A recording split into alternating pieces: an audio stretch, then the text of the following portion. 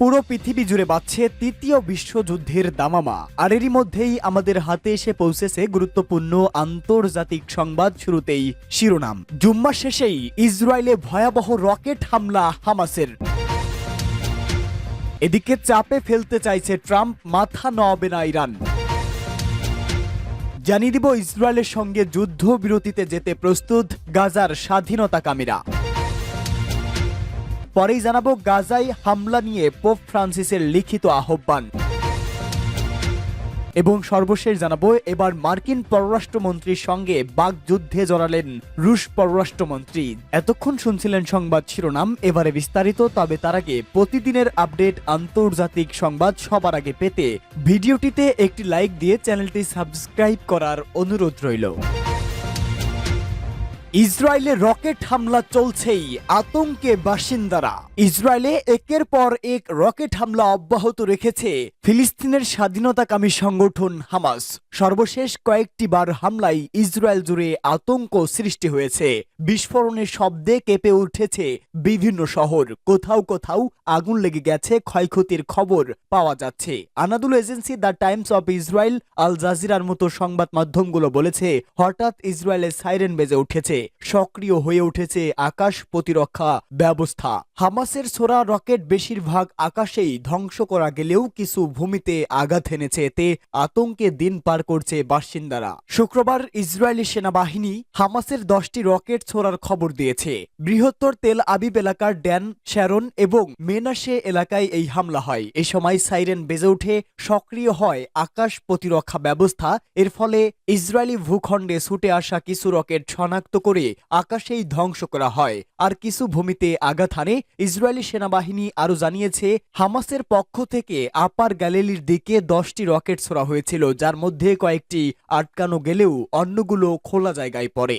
চাপে ফেলতে চাইছে ট্রাম্প, মাথা নোয়াবে না ইরান। হোয়াইট হাউসের মসনদে বসতে আর মাত্র 1 মাসের একটু বেশি সময় বাকি ট্রাম্পের। তবে এরই মধ্যে নিজের মন্ত্রিসভা গোছানো শুরু করেছেন নবনির্বাচিত প্রেসিডেন্ট ডোনাল্ড ট্রাম্প। মন্ত্রিসভায় ইসরায়েলপন্থীদের আধিক্য দেখে হতাশাও হচ্ছেন অনেকে।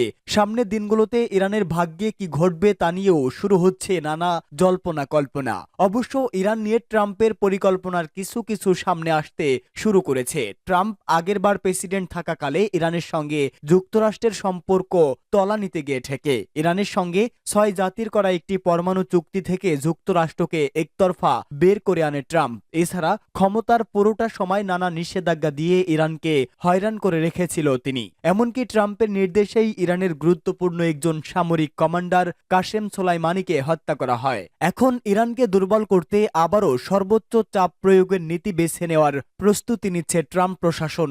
উদ্দেশ্য হচ্ছে ইরানের অর্থনীতির কোমর ভেঙে দেওয়া হবে। তাতে করে নিজের প্রক্সিদের আর যেমন সাহায্য করতে পারবে না ইরান, আবার পরমাণু কর্মসূচিও এগিয়ে নিতে পারবে না। দ্য ফিনান্সিয়াল টাইমসের বরাতে এমন খবর প্রকাশ করেছে জেরুজালেম পোস্ট। ট্রাম্পের অন্তর্বর্তী টিমের সূত্রের বরাতে প্রতিবেদনে বলা হয়, ইরানের আরও কঠোর নিষেধাজ্ঞা আরোপের পরিকল্পনা রয়েছে নতুন প্রশাসনের। বিশেষ করে দেশটির তেল রপ্তানি খাতকেই টার্গেট করবে ট্রাম্প। এতে করে ইরানের তেল রপ্তানি নাটকীয়ভাবে কমে যেতে পারে। বর্তমানে প্রতিদিন 15 লাখ ব্যারেল তেল রপ্তানি করে ইরান, যা 4 বছর আগেও ছিল মাত্র 4 লাখ ব্যারেল। বিশেষজ্ঞরা বলছেন, এতে খুব বিপদে পড়বে ইরানের অর্থনীতি। জ্বালানি পরামর্শক এবং মার্কিন প্রেসিডেন্টদের সাবেক একজন উপদেষ্টা বব ম্যাকলিনের ভাষায়, এমন নিষেধাজ্ঞায় ইরানের অর্থনীতি ট্রাম্পের প্রথম দফায় শাসন আমলের চেয়েও খারাপ অবস্থায় গিয়ে পড়বে। মূলত পরমাণু কর্মসূচি ইস্যুতে ইরানকে আলোচনার টেবিলে আনতেই এমন কৌশল বেছে নিয়েছে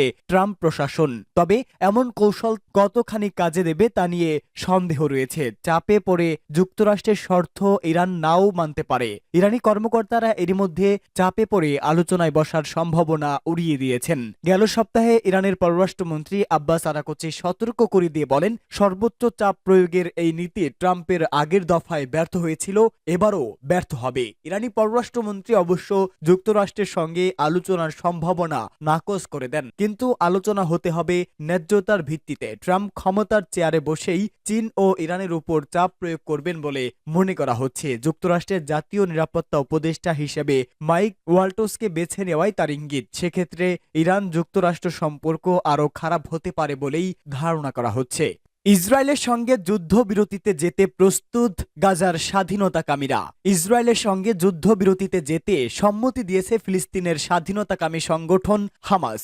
শুক্রবার হামাসের পক্ষ থেকে গাজা উপত্যকায় যুদ্ধবিরতিতে সম্মতির বিষয়টি নিশ্চিত করা হয়। একই সঙ্গে হামাস যুক্তরাষ্ট্রের নবনির্বাচিত প্রেসিডেন্ট ডোনাল্ড ট্রাম্পের কাছে ফিলিস্তিনি ভূখণ্ডে ইসরায়েলের ক্রমাগত হামলা বন্ধে চাপ প্রয়োগের আহ্বান জানায়। এদিকে যুদ্ধবিরতি নিয়ে হামাসের এমন সিদ্ধান্তের আগেই মধ্যপ্রাচ্যের দেশ কাতার হামাসের রাজনৈতিক কার্যালয় বন্ধ করেছে। গত সপ্তাহে ইসরায়েল ও হামাসকে আলোচনায় গুরুত্ব দেখানোর আহ্বান জানিয়ে দেশটিতে হামাসের কার্যক্রম বন্ধ করার সিদ্ধান্ত নেওয়া হয়। সংবাদ সংস্থা এএফপিকে এই বিষয়ে হামাসের রাজনৈতিক ব্যুরোর সদস্য বাসেম নাইম বলেন, যদি যুদ্ধবিরতি এই প্রস্তাব মেনে নেওয়া হয় তাহলে হামাস গাজা উপত্যকায় যুদ্ধবিরতিতে পৌঁছানোর জন্য প্রস্তুত রয়েছে। তিনি আরও জানান, হামাস যুক্তরাষ্ট্রের প্রশাসন ও ট্রাম্পের কাছে ইসরায়েলি হামলা বন্ধ করতে চাপ প্রয়োগের আহ্বান জানাচ্ছে, কিন্তু হামাসের পক্ষ থেকে যুদ্ধবিরতিতে সম্মতির প্রস্তাব দেওয়া হলেও গাজায় ইসরায়েলের হামলা অব্যাহত রয়েছে। পাশাপাশি ভয়াবহ ত্রাণ সংকটে পড়েছে ফিলিস্তিনিরা। গত বছরের অক্টোবর থেকে ইসরায়েলের হামলায় এ পর্যন্ত 44,759 জন ব্যক্তি নিহত হয়েছেন, যার অধিকাংশই নারী ও শিশু।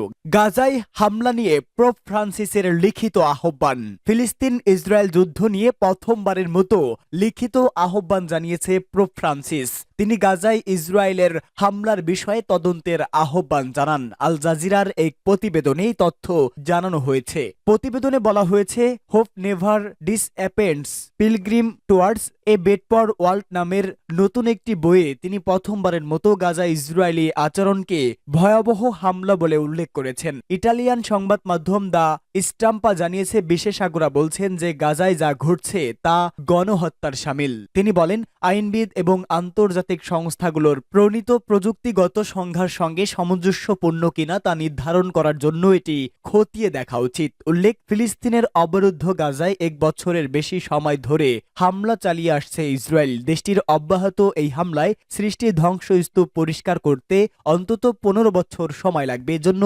প্রতিদিন 100টি লরির ব্যবহার করতে হবে। গাজা ভিত্তিক জাতিসংঘের একজন কর্মকর্তা গার্ডিয়ানকে বলেন, অবকাঠামোর যে পরিমাণ ক্ষতি করা হয়েছে তা পাগলামির পর্যায়ে পড়ে। দক্ষিণ গাজার খান ইউনুসে একটি ভবনও নেই যেখানে ইসরায়েলি হামলা হয়নি। তিনি আরো বলেন, প্রকৃত অর্থেই এই অঞ্চলের ভৌগোলিক চিত্র পরিবর্তিত হয়ে গেছে। যেখানে আগে পাহাড় ছিল না, এখন সেখানে পাহাড় হয়েছে।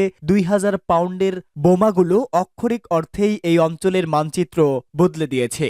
মার্কিন পররাষ্ট্রমন্ত্রীর সঙ্গে বাকযুদ্ধে জড়ালেন রুশ পররাষ্ট্রমন্ত্রী। ইউক্রেন যুদ্ধ নিয়ে রাশিয়ার বিপরীত মেরুতে রয়েছে যুক্তরাষ্ট্র।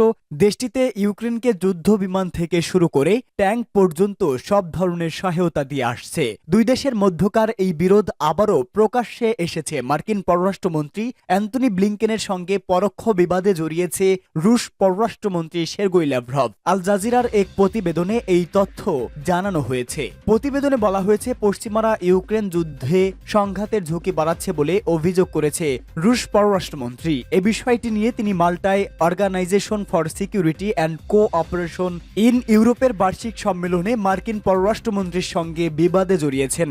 ওআইসির মন্ত্রী পর্যায়ের এই বৈঠকে ল্যাভরভ পশ্চিমাদের বিরুদ্ধে স্নায়ুযুদ্ধ পুনর্জীবিত করার এবং রাশিয়ার সঙ্গে সরাসরি সংঘর্ষে উস্কানি দেওয়ার জন্য অভিযুক্ত করেছেন। তিনি বলেন, ন্যাটোকে রাজনৈতিক উদ্দেশ্যে ব্যবহার করছে যুক্তরাষ্ট্র। আফগানিস্তানে অসম্মানিত হওয়ার পর তাদের একটি শত্রুর প্রয়োজন ছিল। 2022 সালে রাশিয়ার ইউক্রেনে আগ্রাসন শুরু হওয়ার পর এটি ছিল তাদের প্রথম শিকার। তিনি বলেন, এর ফল হলো কোল্ড ওয়ার বা শীতল যুদ্ধের পুনর্জন্ম।